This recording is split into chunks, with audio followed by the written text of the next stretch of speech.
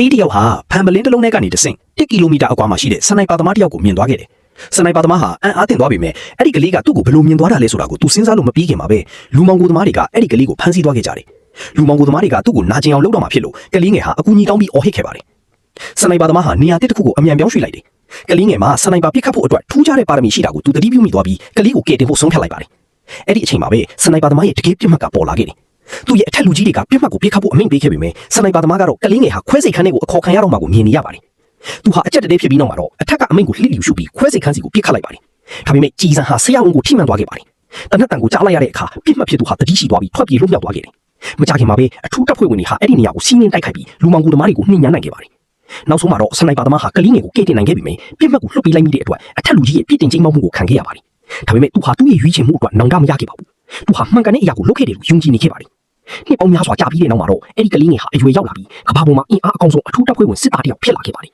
။သူ့ရဲ့ပါရမီနဲ့စူးစမ်းအားထုတ်မှုကြောင့်သူဟာစစ်ပြည်ချင်းရဲ့ဗကြင်ဆိုတဲ့ပွဲအမည်ကိုပိုင်ဆိုင်နိုင်ခဲ့ပါတယ်